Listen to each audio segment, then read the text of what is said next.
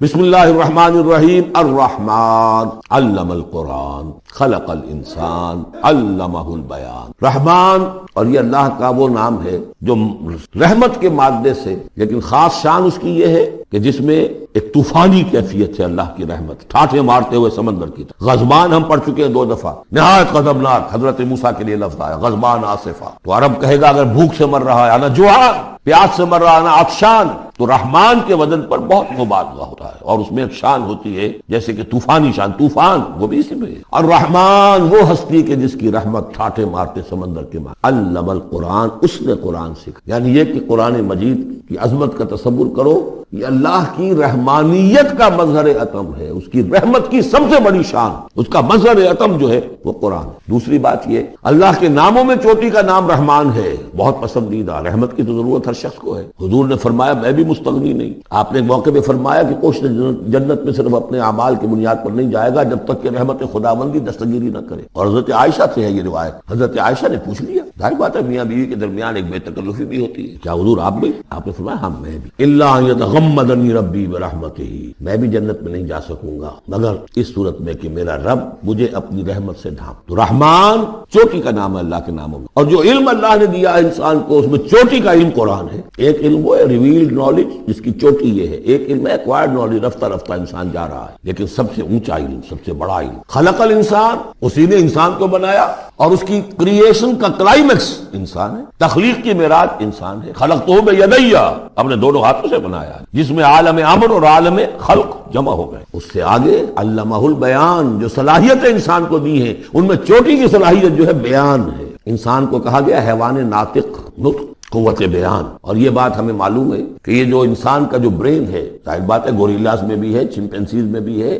اور بھی حیوانات کے اندر بھی ہے، گھوڑے کا بھی برین ہے، لیکن یہ برین جیسے جیسے رفتہ رفتہ لوئر اینیمل سے اوپر آپ آ کر دیکھتے ہیں، ہائیسٹ انسان کے اندر آ کر اس کا جو گرے میٹر ہے، وہ جو ہائیسٹ ایوالوڈ فارم ہے، اس میں مختلف ایریاز ہیں۔ یہ ویژن کا ایریا ہے، آنکھ سے جو انفارمیشن جا رہی ہے وہ پھر ڈیسائفر ہوتی ہے گرے میٹر کے اس پچھلے حصے کے اندر، ہیئرنگ ایریا ہے۔ لیکن سب سے بڑا رقبہ جو ہے وہ ہے اسپیچ سینٹر، اور اس کے 2 حصے ہیں، دوسرے کی بات سننا اور سمجھنا، پھر اپنی بات کہنا، یہ 2 ایسپیکٹس ہیں۔ تو اسپیچ سینٹر، اس میں دونوں چیزیں آ جائیں گی، کلام کا فہم اور پھر کلام کو دوسروں تک پہنچا۔ تو علمہ البیان، اللہ نے صلاحیتیں تو اور بھی دی انسانوں کو بہت سی، آنکھ بھی دی، کان بھی دیا، لیکن یہ آنکھ اور کان تو حیوانات میں بھی ہے، بلکہ بعض حیوانات کی بصارت ہم سے کہیں زیادہ آگے ہے۔ بعض حیوانات وہ ہیں کہ جنہیں روشنی کی بھی ضرورت نہیں دیکھنے کے لیے، بغیر اندھیرے میں بھی دیکھتے، ہم تو اندھیرے میں نہیں دیکھ سکتے۔ اس طرح کان، گھوڑے کا کان جو ہے اس کے کان کھڑے ہو جاتے ہیں اینٹنا کی طرح سے، اگر کہیں سے آہٹ ہو، جب یہ اپنے گھوڑ سوار نے کچھ نہیں دیکھا تو نہ سنا، لیکن ذرا سی آہٹ کہیں کہ گھوڑے نے سن لی۔ اس حوالے سے باقی چیزیں جو ہیں ان میں تو یہ کہ علیحدہ علیحدہ گنا جائے گا تو صلاحیتیں واقعی شاید انسان سے بہتر بھی دوسرے حیوانات میں ہے۔ سونگھنے کی صلاحیت کتے میں جتنی ہے، ہمارے پاس تو 1/100 بھی نہیں۔ حیوانات میں سونگنے کا ایریا جو ہے وہ بہت بڑا ہوتا ہے برین کے اندر، وہ سونگ کر چیزوں کو اندازہ کرتے ہیں کھانے کی ہے کہ نہیں ہے، لیکن انسان کے ہاں آ کر ہائیسٹ لیول آف برین میں یہ اسپیچ سینٹر ہے۔ اب یہ جو 4 آیتوں سے 3 جملے بنے، الرحمن آیت 1 ہو گئی لیکن جملہ تو نہیں بنا، الرحمن مبتدا ہے، علم القرآن خبر ہے، جملہ اب بنا، تو جملے 3 ہوئے، الرحمن و علم القرآن خلق الانسان علمہ البیان۔ اس کو جو ریشو پروپورشن کا قاعدہ ہوتا تھا نسبت و تناسب کا حساب میں، ارتھمیٹک میں 3 ویلیوز دی گئی ہیں، چوتھی تلاش کرو۔ چوتھی ویلیو اس میں کیا ہے جو مضمر ہے، چھپی ہوئی ہے؟ انسان کو جو بہترین صلاحیت اللہ نے دی ہے قوت بیان، اس کا مصرف بھی ہونا چاہیے بہترین۔ اس کا بہترین مصرف یہ ہے کہ قرآن سمجھو اور سمجھاؤ، قرآن پڑھو اور پڑھو۔ جیسے کہاوت ہے کہ توپ اس لیے نہیں بنتی کہ اس سے مکھیاں ماری جائیں، اسی طرح اتنی بڑی صلاحیت جو تمہیں اللہ نے دی ہے، اسی صلاحیت کو وکلاء استعمال کرتے ہو، جو اچھا آرگو کر سکے اس کی فیس بڑھتی چلی جاتی۔ ڈیماگوگ کوئی لیڈر ہے، بڑی اچھی تقریر کر سکتا ہے، وہ مرنے مارنے پر جو ہے مجمع کو آمادہ کر دے گا، لوگوں کو آمادہ کر دے گا، وہ اپنی گردنیں کٹوا دیں گے، لیڈر بن جائے۔ تو یہ صلاحیت جو ہے اس لیے نہیں ہے کہ تم دنیا میں لیڈریاں اپنی بناؤ اس کے ذریعے سے، اس کا مصرف کیا ہے؟ قرآن سمجھو اور سمجھو، یہ ہے بیان، اللہ کا بیان۔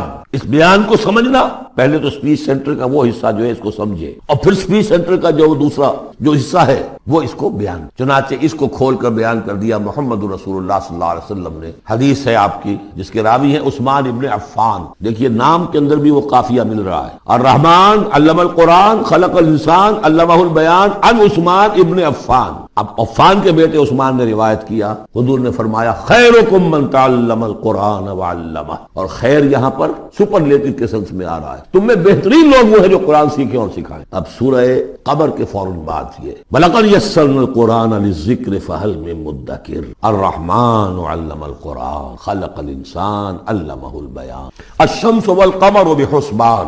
یہ سورج اور چاند سب ایک حساب کے ساتھ ہیں، ان کی گردش حساب کے ساتھ، اسی حساب سے دن بن رہے ہیں، راتیں بن رہی ہیں، ہفتے اور سال اور مہینے بن رہے ہیں۔ والنجم والشجر یسجدان، نجم جو ہے تو ستارے، سورج اور چاند کے مناسبت سے تو اس کے لیے ستارے کی مفہوم ہے، لیکن نجم جو عربی زبان میں جھاڑیوں کو بھی کہتے ہیں جو زمین میں ہوتی ہیں، کیونکہ یہ ستارے بھی زمین میں اتنے نظر آتے ہیں جیسے کہ جھاڑیاں ہوں۔ والنجم والشجر یسجدان، شجر کے حوالے سے ترجمہ کرتے ہیں تو وہ جھاڑیاں، یہ بھی سجدہ کرتے ہیں، اللہ کے سامنے سربسجود ہوتے ہیں، ان کے سائے جیسا کہ کئی دفعہ آ چکا ہے۔ والسماء رفعها ووضع الميزان، اور آسمان کو اس نے بلند کیا اور اس میں رکھے ترازو۔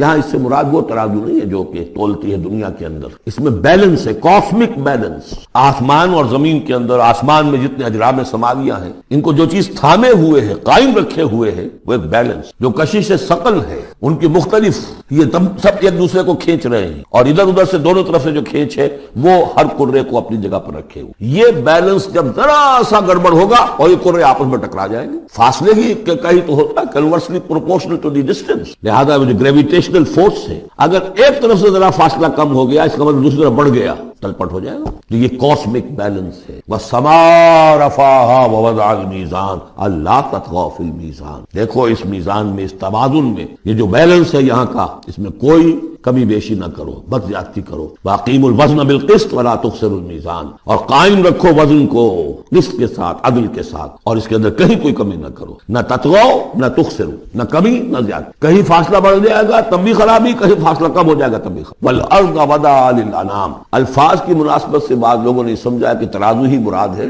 تو ٹھیک ہے، اس میں کوئی حرج نہیں ہے اگر مراد لی جائے، لیکن ترتیب دیکھیے جس طرح یہ آ رہا ہے، الشمس والقمر بحسبان۔ اب اس کے حوالے سے یہ گویا کہ کاسموس کی بات ہو رہی ہے، اس کاسموس کی بات کے بعد نیچے اتر کے والارض وضعها للانام، تدریجاً نیچے آ رہا ہے، اور زمین کو ہم نے بنا دیا، رکھ دیا، لوگوں کے لیے پست کر دیا، ان کے قدموں میں بچھا دیا، اپنی مخلوقات کے لیے، اور مخلوقات میں انسان بھی ہیں، جنات بھی ہیں۔ فیہا فاکہۃ، اس میں میوے ہیں، والنخل، اور کھجوریں ہیں، ذات الاکمام، جن پر کے غلاف چڑھے ہوتے ہیں، والحب ذو العصف، اور اناج ہے جس کے ساتھ بھس بھی ہوتا ہے، والریحان، اس کے دو ترجمے ہیں، ایک تو یہ کہ اور خوشبودار پھول بھی ہیں، یا یہ کہ اور دوسری غذائیں بھی ہیں۔ فَبِأَيِّ آلَاءِ رَبِّكُمَا تُكَذِّبَانِ، عام طور پر جو ترجمہ ہے اس میں اعلیٰ کا ترجمہ کیا گیا ہے نعمتیں، لیکن اصل میں یہاں نعمت قدرت، ان دونوں کو جمع کیا، کہیں وہ نعمت کا تذکرہ ہے، کہیں اللہ کی قدرت کا، اس کی قدرت کی نشانیاں ہیں۔ فَبِأَيِّ آلَاءِ رَبِّكُمَا تُكَذِّبَانِ، تو تم اپنے رب کی کون کون سی نعمتوں اور قدرتوں کا انکار کرو گے۔ تکذبان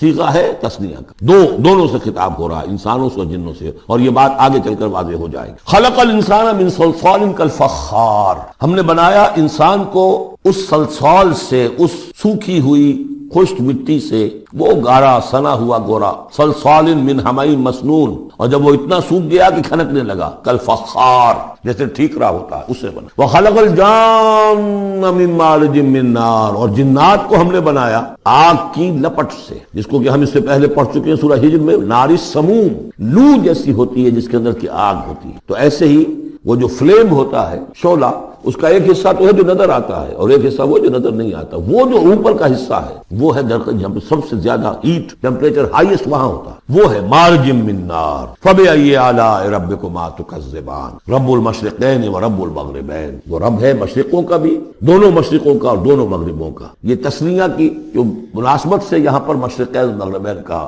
کہیں مشارق والمغارب ہے، رب المشارق والمغارب، کہیں مشرق و مغرب ہے، اور یہ سب ٹھیک ہے، مشرق و مغرب واحد کی حیثیت سے بھی درست ہے، اور مشرقین اور مغربین، اس وقت کا جو مشرق ہے جہاں سورج نکل رہا ہے، اس کے مقابلے میں مغرب ہے جہاں وہ ڈوبے گا، لیکن وہی مغرب وہ مشرق ہے دوسرے ہمارا جو پیچھے جو حصہ ہے گلوب کا، اس کا مشرق ہے، اور جو ہمارا مشرق ہے وہ اس کا مغرب ہے۔ تو دو مشرق دو مغرب۔ پھر یہ کہ ہر نقطہ جو ہے زمین پر وہ مشرق بھی ہے مغرب بھی ہے، کسی نہ کسی وقت وہاں پر سورج جو ہے طلوع ہو رہا ہے، کبھی وہاں پر غروب ہو رہا ہے، تو مشارق والمغارب۔ لیکن یہاں پر تسنیہ کی مناسبت سے رب المشرقین و رب المغربین، دونوں مشرقوں کا رب مالک اور دونوں مغربوں کا۔ فبأي آلاء ربكما تكذبان، مرج البحرین یلتقیان، اس نے چلا دیے دو دریا جو آپس میں ملے ہوئے بھی ہیں، بینہما بینہما برزخ لا یبغیان، لیکن ان کے مابین ایک ایسا پردہ حائل ہے کہ وہ ایک دوسرے میں گھستے نہیں ہیں، داخل نہیں ہوتے، اپنی حد کے اندر رہتے۔ یہ ہے گرم روئیں چلتی ہیں ٹھنڈے پانی کے سمندر میں، یا جیسے کہ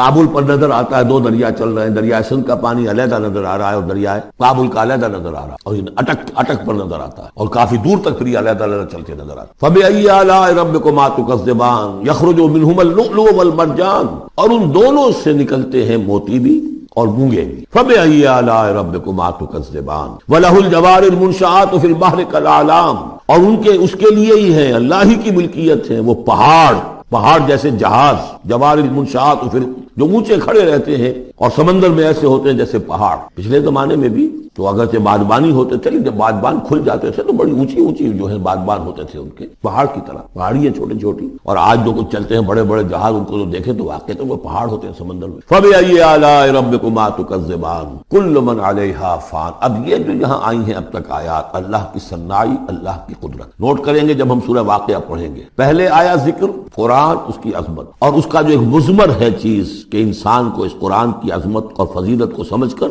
اگر اللہ نے وہ جو شعر علامہ اقبال کا، اگر یک قطرہ خون داری، اگر مشتے پرے داری، بیا با من تو آ موزم طریق شاہ بازی را، اگر تمہارے جسم میں کوئی قطرہ خون ہے اور کوئی مٹھی بھر پر بھی تمہیں دے رکھے ہیں، اے چڑیا اے بیا، آؤ کہ میں تمہیں شاہ بازی کے طریقے سکھاؤں۔ اسی طریقے سے اگر تمہیں بولنے کی صلاحیت دی ہے اللہ، تو اس کا مصرف کیا ہے؟ خیرکم من تعلم القرآن وعلم، سمجھنے کی صلاحیت دی ہے قرآن سمجھو، بیان کرنے کی صلاحیت دی ہے بیان کرو قرآن۔ پھر یہ کہ اللہ تعالیٰ کی تخلیقی قوت، اس کا تذکرہ ہو، وہاں آپ دیکھیں گے یہ بالکل الٹی یہی ترتیب ہوگی، آخر میں قرآن مجید کی عظمت، اس سے پہلے اللہ کی تخلیقی عظمت، اللہ کے یہی جو اعلیٰ ہے، اس کے بعد اب پہلے جہنم والوں کا تذکرہ یہاں ہو رہا ہے، وہاں بعد میں ہوگا۔ فرمایا کل من علیہا فان، جو بھی ہے اس زمین پر جو بھی مخلوقات ہیں سب فنا ہونے والے، وَيَبْقَى وَجْهُ رَبِّكَ ذُو الْجَلَالِ وَالْإِكْرَامِ، باقی تو رہے گا صرف تیرے رب کا منہ، تیرے رب کا چہرہ جو بہت بزرگی والا ہے اور بہت عظمت والا۔ اب یہ کہ اللہ کا چہرہ ہم کیا اس کو نہیں سمجھ سکتے آیات متشابہات میں سے، جو اس کا مفہوم سمجھیں گے وہ یہ ہے اللہ کی ذات باقی سب چیز اللہ تعالیٰ کے سوا سب فانی، پوٹینشلی سب فانی ہے، اپنے طور پر سب کسی کا وجود جو ہے اپنے بل پر قائم نہیں ہے، اللہ جب تک قائم رکھے تو در حقیقت وہ خود اپنے بل پر قائم نہیں ہے، وہ تو اللہ تعالیٰ نے ان کو قائم رکھا ہوا۔ کل من علیہا فان اللہ باقی من کل فان، اللہ ہی باقی ہے، باقی تمام فانی۔ وَيَبْقَى وَجْهُ رَبِّكَ ذُو الْجَلَالِ وَالْإِكْرَامِ فَبِأَيِّ آلَاءِ رَبِّكُمَا تُكَذِّبَانِ يَسْأَلُهُ مَن فِي السَّمَاوَاتِ وَالْأَرْضِ، جو بھی ہے آسمان اور زمین میں وہ سب اس کے در کے سوالی ہیں، اسی سے مانگ رہے، وجود بھی ملا ہے اسی سے، حیات کسی کے پاس ہے دی ہوئی ہے اسی کی، کوئی صلاحیت ہے تو دی ہوئی ہے اسی کی، کوئی ذہانت ہے تو دی ہوئی ہے اسی کی، روز کا رزق جو آ رہا ہے اسی کا عطا، ہر ایک سائل ہے۔ واللہ هو الغنی وانتم الفقراء، تم سب کے سب محتاج ہو، تمہارا وجود مستعار، تمہاری حیات مستعار، تمہیں علم جو دیا اس نے دیا جتنا دیا، فلا یحیطون بشیء من علمہ الا بما شاء، تو تمہاری کیفیت یسألہ من فی السماوات والارض، اسی سے مانگتا ہے جو بھی ہے آسمانوں میں اور زمین، کل یوم هو فی شان، وہ ہر دن ایک شغل میں ہے، اس کی ایک مصروفیت ہے، یا میرے نزدیک اشارہ ہے اسی بات کی طرف، یدبر الامر من السماء الى الارض ثم يعرج الیہ فی یوم کان مقدارہ الف سنۃ مما تعدون، تدبیر امر ہے، ایک دن کی تدبیر وہ کرتا ہے، کیا کچھ اگرچہ وہ ایک دن اس کا 1000 سال کا ہے، اس میں کیا کیا ہونا ہے کس طرح سے ہونا ہے، پھر وہ احکام کی تنفیذ ہوتی ہے، پھر اس کی رپورٹ ہے، اس کو واپس جاتا، تو کل یوم ہوا فی شان، وہ کوئی ایک یوں سمجھیے کہ کوئی اسٹیٹک کوئی حقیقت نہیں ہے، خود اس کی مصروفیات، کل یوم ہوا فی شان، نئی شان کے ساتھ اس کا ظہور ہوتا ہے، کل یوم ہوا فی شان فبأی آلاء ربکما تکذبان سنفرغ لکم ایھا الثقلان۔ اب یہاں پر کھل کر بات کی کہ تکذبان کیوں کہا جا رہا ہے، ہم جلد ہی فارغ ہو جائیں گے تمہارے لیے، اے دو بھاری قافلوں، اے انسانوں کا قافلہ اور اے جنات کے قافلے، ابھی جو ہے اس کائنات کو ہم نے چلایا ہوا ہے، ابھی مہلتیں ہم نے دے رکھی ہیں، وقت مقرر کیا ہوا ہے، اجل مسمى ہے اس کائنات کی بھی اور ہر قوم کی بھی، لکل امت اجل، ہر امت کے لیے بھی ایک اجل ہے، ہر ایک فرد کی اجل ہے، وہ سب ہے، لیکن القریب ہم فبأی آلاء ربکما تکذبان، تو اے جنات اور اے انسانوں کی جماعتوں، تم اپنے رب کی کن کن نعمتوں کا اور کن کن صنائیوں کا، کن کن قدرتوں کا انکار کرو گے۔ یا معاشر الجن والانس ان استطعتم ان تنفذوا من اقطار السماوات والارض فانفذوا لا تنفذون الا بسلطان فبأي آلاء ربكما تكذبان يرسل عليكما شواظ من نار ونحاس فلا تنتصران فبأي آلاء ربكما تكذبان۔ صدق اللہ العظیم۔ چونکہ اس سے پہلے آیت آ چکی ہے سنفرغ لکم ایھا الثقلان، دو بھاری قافلے جو ہیں اللہ تعالیٰ کی مخلوقات میں سے، ایک قافلہ انسانیت اور ایک قافلہ جو جنوں پر مشتمل ہے۔ اب یہاں اس آیت میں آیت نمبر 33 میں براہ راست ان سے خطاب ہے، اے گروہ جن اور اے گروہ انس، یا معاشر الجن والانس ان استطعتم، اگر تمہارے اندر استطاعت ہے، طاقت رکھتے ہو، ان تنفذوا من اقطار السماوات والارض، کہ تم نکل بھاگو آسمانوں اور زمین کے دائروں سے، کناروں سے، تنفذوا تو نکل جاؤ، لا تنفذون الا بسلطان، نہیں نکل سکو گے مگر اللہ تعالیٰ کی سرعت کے ساتھ۔ یہ آیت مبارکہ مشکلات القرآن میں سے ہے، پوری طرح ہم شاید ابھی نہ سمجھ پائیں جب تک کہ اور ہمارا علم جو ہے کائنات کے بارے میں، کاسموس کے بارے میں اور علم بڑھ نہیں جاتا، لیکن یہ کہ عام طور پر یہ سمجھا گیا ہے کہ یہ انسان اور جن جو ہیں ایک حد تک ان کی رسائی ہے اس کائنات کے اندر، اس سے آگے نہیں۔ جیسے کہ آ چکا ہے، میں پہلے بھی بیان کیا ہے کہ جنات کے لیے غالباً یہ ہمارا جو سولر سسٹم ہے یہ پورا جو ہے یہ ان کی جولان گاہ ہے، اس میں یہ جائیں جدھر جائیں چلے جائیں، اس سے آگے نہیں۔ انسانوں کا معاملہ یہ ہے کہ وہ اس کے اندر بھی جو بھی فاصلہ طے کرتے ہیں وہ ظاہر بات ہے کہ وہ اس کے لیے مشینیں ایجاد کر کے جہاں تک جا رہے ہیں، لیکن اس پورے سولر سسٹم تک بھی ان کی رسائی ممکن نہیں ہوگی۔ لیکن یہ کہ ایک گمان میرا ہے جو میں آپ کے سامنے پیش کر رہا ہوں کہ قرآن مجید جب آسمانوں اور زمین کی بات کرتا ہے تو وہ مراد ہوتی ہے کل کائنات، کل یونیورس، اور کل یونیورس کے کناروں سے نکل بھاگنا، اس کے کیا معنی؟ اس کے معنی یہ ہے معدوم ہو جائے، یعنی یہ کہ جہنم میں پڑنے والے چاہیں گے کہ ہم معدوم ہو جائیں۔ کاش کہ جیسا کہ ہم نے پڑھا تھا سورہ نساء میں، فَكَيْفَ إِذَا جِئْنَا مِن كُلِّ أُمَّةٍ بِشَهِيدٍ وَجِئْنَا بِكَ عَلَىٰ هَٰؤُلَاءِ شَهِيدًا۔ اس روز انسان چاہیں گے کہ اس طرح زمین شق ہو جائے، وہ اس میں دھس جائے اور زمین اوپر سے برابر کر دی، یہ تو ہوگا یوم الحساب کو۔ لیکن سوال یہ ہے کہ من اقطار السماوات والارض، تمام آسمانوں اور زمین کے کناروں سے نکل بھاگنا، معدوم ہونا، یہ بھی بس میں نہیں ہے۔ اللہ کے اذن سے ہی ہم بنے ہیں، ہمیں وجود عطا ہوا ہے، اور اللہ ہی کا اختیار ہے جو ہمیں معدوم کر سکتا ہے۔ ہم لاکھ چاہیں کہ معدوم ہو جائیں، معدوم نہیں ہو سکتے، یہ بھی ہمارے اختیار سے باہر ہے۔ اذن رب ہی ہو تو ہم معدوم ہوں بغیر اذن رب۔ یہاں پر ویسے جو اللہ بسلطان، اللہ کا حکم، اللہ کی مرضی، اللہ کی سند، اس طرح کی کوئی بات ہے، اگرچہ عام طور پر بات وہ سمجھی گئی ہے جو پہلے میں نے بتایا، میرا گمان یہ ہے واللہ عالم۔ بہرحال مشکلات القرآن میں سے ہے۔ فَبِأَيِّ آلَاءِ رَبِّكُمَا تُكَذِّبَانِ، تو تم اپنے رب کی کن کن نعمتوں اور کن کن صناعیوں اور کاریگریوں اور کن کی قدرتوں کا انکار کرو گے۔ یُرْسَلُ عَلَيْكُمَا شُوَاظٌ مِّن نَّارٍ، تم پر پھینکے جائیں گے شعلے بھڑکتے ہوئے آگ کے، وَنُحَاسٌ، اور دھواں ملا ہوا، وہ آگ جس میں کہ دھواں ملا ہوا ہو، فلا تنتصران، پھر تم بدلہ نہیں لے سکو گے۔ فبأي آلاء ربكما تكذبان، فإذا انشقت السماء، جب آسمان پھٹ جائے گا، فکانت وردتن کالدہان، تو ایسے ہو جائے گا گلابی رنگ کا جیسے کہ تیل کی تلچھٹ ہوتی ہے، جب تیل کو صاف کیا جاتا ہے تو اس کے نیچے جو تلچھٹ رہ جاتی ہے گلابی رنگ۔ فبأي آلاء ربكما تكذبان فيومئذ لا يسأل عن ذنبه انس ولا جان، تو اس روز کوئی پوچھنے کی ضرورت نہیں ہوگی ان کے گناہوں کے بارے میں، نہ انسانوں سے نہ جنوں سے۔ اللہ تعالیٰ پوچھے گا، حساب کتاب بھی ہوگا، لیکن یہ کہ اپنی جگہ پر ہر ایک کے چہرے پر لکھا ہوگا اس کا انجام۔ بل الانسان علی نفسہ بصیرہ، چنانچہ کئی جگہ قرآن مجید میں نقشہ کھینچا گیا ہے، میدان قیامت میں جب لوگ کھڑے ہوں گے، کچھ لوگوں کے چہرے تر و تازہ ہوں گے، کچھ لوگوں کے اوپر مردنی چھائی ہوئی ہو، جس کی مثال بہترین ہوتی ہے ہائی سکولز کے اندر۔ ہر سال جب ڈکلیئر کرتے ہیں امتحان، سالانہ امتحان کا نتیجہ، تو جب کھڑے ہوتے ہیں طالب علم سننے کے لیے، تو بعض لوگوں کے چہروں کے اوپر لکھا ہوتا ہے کہ یہ فیل ہونے، اس لیے کہ انہیں معلوم ہے لکھ کر کے آئے تھے ہم، اور بعض کے چہرے تر و تازہ ہوتے ہیں، انہیں اگر فکر ہوتی ہے تو اس کی کہ میں فرسٹ آتا ہوں یا نہیں آتا، بس اس کی تشویش ہو سکتی ہے، لیکن یہ کہ انہیں کوئی اندیشہ یہ نہیں ہوتا کہ وہ فیل ہو جائے۔ تو فَيَوْمَئِذٍ لَا يُسْأَلُ عَنْ ذَنبِهِ انس ولا جان، اس دن پوچھا جانا ضروری نہیں ہوگا کسی سے بھی، نہ جن سے نہ ان سے، ان کے گناہ کے بارے میں۔ فَبِأَيِّ آلَاءِ رَبِّكُمَا تُكَذِّبَانِ يُعْرَفُ الْمُجْرِمُونَ بِسِيمَاهُمْ، پہچان لیے جائیں گے مجرم اپنے چہروں سے، چہرے ان کے اترے ہوئے ہوں گے، انہیں تو معلوم ہوگا۔ يُعْرَفُ الْمُجْرِمُونَ بِسِيمَاهُمْ فَيُؤْخَذُ بِالنَّوَاصِي وَالْأَقْدَامِ، پھر ان کو پکڑا جائے گا ان کی پیشانی کے بالوں سے اور پاؤں سے، یعنی ہر ایک کو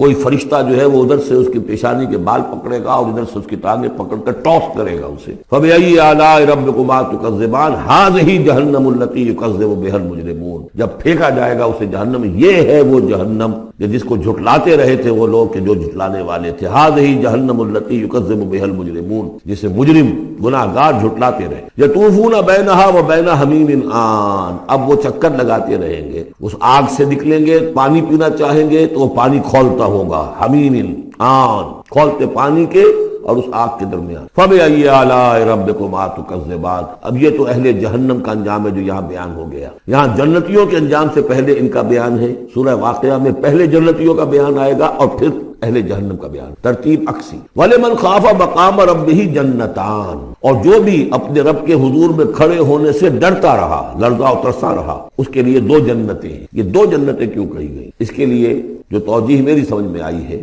اس میں مجھے خاصا اطمینان ہے، انشراح ہے کہ جنتیں جو جنوں کے لیے ہوں گی وہ علیحدہ جنت ہے، انسانوں کے لیے الگ. ظاہر بات ہے دونوں کے احساسات جدا ہیں، دونوں کے ذوق جدا ہیں، دونوں کے مذاق جدا ہیں، لہذا ایک جنت ہے کہ جو انسانوں کے لیے ہے اور ایک جنت ہے کہ جو جنات. ایک ہی طرح کی چیزیں ان دونوں کے لیے پلیزنٹ اور ان دونوں کے لیے جو ہو سکتی ہیں مسرت اور سرور آمیز، ایک طرح کی نہیں ہو سکتی، ان کے تقاضے مختلف ہوں. تو لمن خاف، جو ڈرنے والے ہیں ان کے لیے جنتیں فراہم کر دی اللہ نے. وہی تسلیہ کا صیغہ ہے چونکہ یہاں جنوں اور انسانوں سے خطاب ہو رہا ہے مسلسل. یہ جو جنتان ہوں گی یہ ابتدائی جنتیں جن کا ذکر یہاں ہو رہا ہے. اس کے بعد دو اور جنتیں ہوں گی. تو جنتیوں کے دو درجے ہیں، ان میں جنات بھی ہوں گے انسان بھی ہوں گے، تو چار ہو گئے. کمتر درجے کے جنتی انسان اور جن دو، اور برتر درجے کے جنتی انسان اور جن دو، تو دو اور دو چار. تو یہاں پر اس سورہ مبارکہ میں جنتوں کا ذکر، پہلے یہ کمتر درجے کے جنتیوں کا ذکر ہو رہا ہے. وَلِمَنْ خَافَ مَقَامَ رَبِّهِ جَنَّتَانِ فَبِأَيِّ آلَاءِ رَبِّكُمَا تُكَذِّبَانِ ذَوَاتَا